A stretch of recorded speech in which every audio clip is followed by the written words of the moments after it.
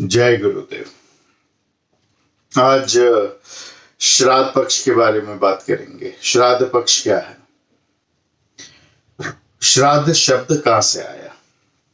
श्राद्ध शब्द श्रद्धा पे से आया।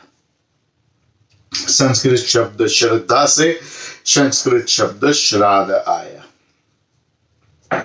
कहते हैं कि इस समय में हमारे पितृ जो होते हैं वो सब हमारे लोक में, हमारे प्लेन पे आ जाते हैं और हमसे बहुत सारी अपेक्षाएं करते हैं। इस वजह से इस 15 दिनों में कोई भी प्रकार का सुख सुविधा का हमें आयोजन नहीं करना चाहिए। देवी देवता इत्यादि की भी पूजा बहुत अधिक मात्रा में नहीं करनी चाहिए। कोई खास त्योहार, कोई खास उत्सव भी नहीं मनाना चाहिए, वरना पितरियों को बुरा लग सकता है और वो बहुत ज्यादा हमारी अटेंशन की, हमारी चेतना की, हमारे ध्यान की मांग करते हैं।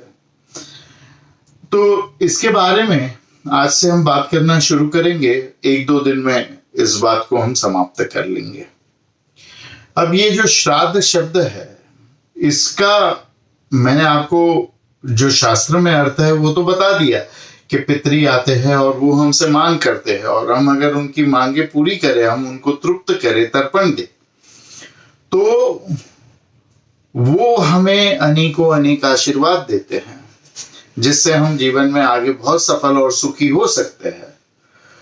अब बात यह है कि ये विधि विधान हम कर रहे हैं, काफी लोग करते हैं, हमारे माता पिता करते थे इसके लिए हम कर रहे हैं, माता पिता कह रहे हैं, सामने बैठे हैं इसके लिए हम कर रहे हैं, पर हम इसमें मानते नहीं हैं। क्यों नहीं मानते? क्योंकि व्यक्ति मर गया तो गया, फिर कैसे वापस आ सकता है? इसका वैज्ञानिक कोई प्रमाण है ही नहीं। तो वैज्ञानिक प्रमाण मैं आपको देता हूं। आपका शरीर, आपके बाल, आपका नाखून, आपकी वाणी, आपके विचार, आपका रक्त, आपकी काया, आपकी हड्डी, आपका मांस, आपकी नसें, ये सब आपको अपने माता और पिता से प्राप्त हुआ है। ये तो विज्ञान भी कहता है और इसके बारे में विज्ञान और खोज कर रहा है कि आपके माता पिता को जैसे रोग होंगे वैसे आपको होंगे, जैसे आपके माता पिता दिखते होगे वैसे आप दिखोगे, जैसे उनकी आंखें बाल होगे वैसे आप रहोगे। अगर उनका वजन काबू में नहीं रहता है तो आपका भी वजन बढ़ेगा। हर चीज आपको अपने माता पिता से मिली है। आप हो ही नहीं, आप अपने माता पिता का एक हिस्सा हो, एक बढ़ाव हो। अब अगर हम माता पिता का ही हिस्सा है तो माता पिता अपने माता पिता का हिस्सा है, उनके माता पिता उनके माता पिता का हिस्सा है, उनके माता पिता उनके माता पिता का हिस्सा है। ऐसे चलते चलते हमारे अंदर लाखों करोड़ों लोगों के जीन्स मौजूद है। ये जीन्स जो है, इसे हम कुल कहते हैं, इसे हमारा हम परिवार मानते हैं, हमारा एक संयोजन मानते हैं कि हमारे भीतर हमारे कई पूर्वज रह रहे हैं। उसमें से जो 7 पूर्वज हमारे होते हैं ना, मतलब हम एक हो गए और हमारे ऊपर 7, हमारे माता पिता, माता पिता के माता पिता अर्थात नाना नानी, दादा दादी, उनके माता पिता मतलब परनाना परनानी, परदादा परदादी, उनके माता पिता, उनके माता पिता, उनके माता पिता और उनके माता पिता। इस प्रकार से 7 पीढ़ी। ये इनके जो अणु हैं, कण हैं, वो हमें सर्वत्र होते हैं, सर्व अधिक होते हैं। और कितने भी हम माता पिता से आए हो, हमारे कितने भी हम उनके जैसे दिखते हो, कितने ही हम अधिकतम अधिक उनके जैसा व्यवहार करते हो, कितनी ही हमारी चाहत, हमारी जो अचाहत है वो उनके जैसी ही हो, फिर भी हम हैं। हम में कुछ तो अलग है हमारे माता पिता से, कुछ तो ऐसा है माता पिता का जो हम में नहीं है, और कुछ तो है हम में ऐसा जो माता पिता से नहीं आया है, क्योंकि हम तो हम ही हैं। उपनिषद कहता है कि एक मनुष्य के 3 जन्म होते हैं। 3 जन्म अर्थात ये नहीं कि मरने के बाद 3 जन्म हो गया।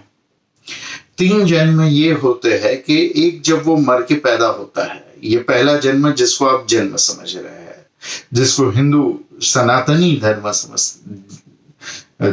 ये जन्म समझते हैं। दूसरा जन्म ये है कि जब हमारे माता पिता हमारे माध्यम से पैदा होते हैं, तो जो हमारी आत्मा शरीर धारण करती है हमारी माता के गर्भ के अंदर, उसके अंदर हमारे माता पिता की भी आत्मा का सम्मेलन होता है, समावेश होता है। तो हम पैदा होते तो हम अकेले पैदा नहीं होते, हमारे साथ हमारे माता पिता भी पैदा होते हैं। और आपको गहराई में ठीक से समझाओ, हम जब पैदा होते हैं, अगर पहली संतति आपको पैदा होती है, आप जन्म देते हो पहली संतति को, तो उसके साथ एक स्त्री माता बनती है और एक पुरुष पिता बनता है। जब दूसरी संतति जन्म लेती है, तब फिर से एक स्त्री मां बनती है और अधिक मां बनती है, और एक पुरुष और अधिक पिता बनते हैं। ऐसे बच्चों के जन्म से केवल बच्चा पैदा नहीं होता है, माता पिता भी पैदा होते हैं। और जो शरीर माता पिता ने एक आत्मा को दी है, उस आत्मा में माता पिता की भी आत्मा का समावेश मिश्रण होता है, और माता पिता का जन्म उस आत्मा के जन्म के साथ उस शरीर के माध्यम से होता है।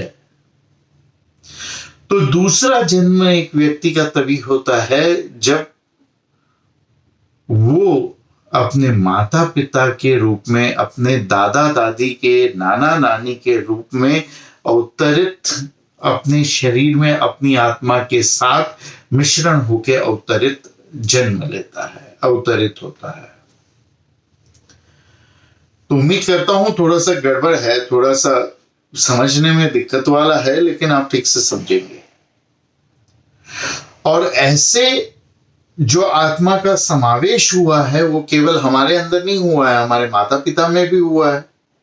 तो हमारे माता पिता जो है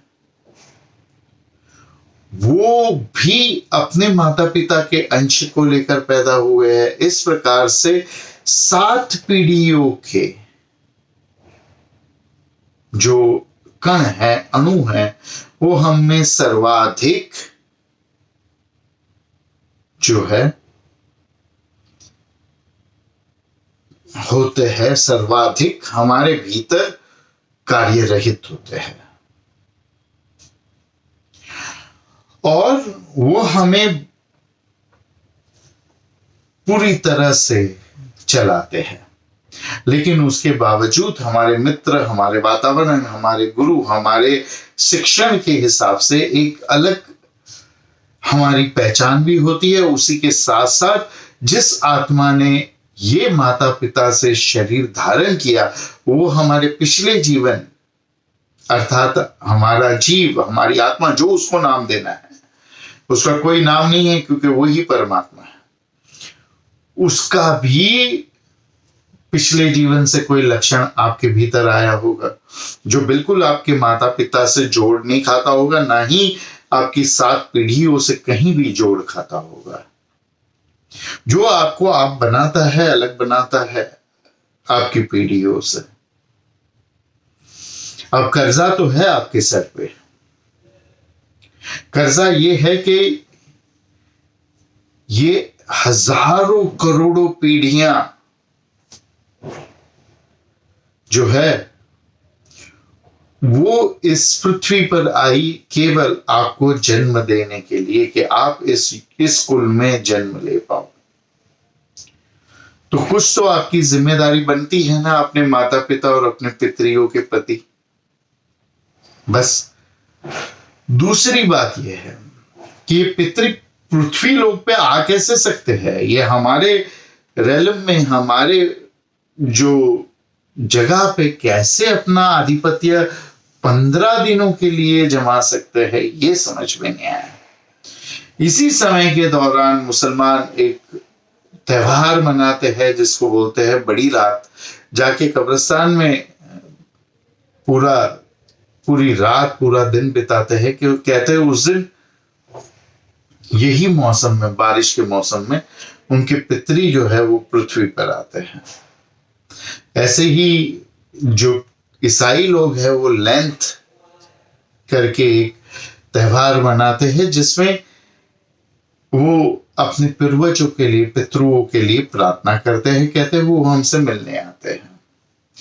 ये तभी होता है जिस देश में ईसाई धर्म स्थापित हुआ, जिस देश में इस्लाम धर्म स्थापित हुआ, वहां पे जिस वक्त बारिश का समय होता है उस समय ही होता है। तो ये बारिश के समय का और पितरियों का क्या संबंध है? किस तरह से बारिश और पितरी एक दूसरे से जुड़े हुए हैं, ये आपको समझना जरूरी है। बारिश में जो खुशबू भीनी आती है मिट्टी की, पृथ्वी तत्व की, उससे ये 7 पीढ़ियों के जीन्स जागृत हो जाते हैं हमारे भीतर, और वो अतृप्त होते हैं।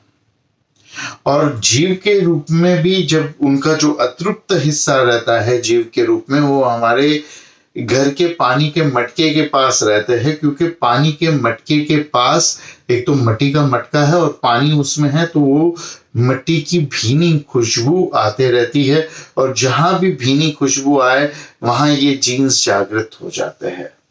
इसीलिए हम पूरे साल भर, केवल पितृ पक्ष में नहीं, पूरे साल भर पानी के मटके के पास तेल का लंबी बाटी का दिया करते हैं और नींबू अगरबत्ती लगाते हैं पितरियों को खुश करने।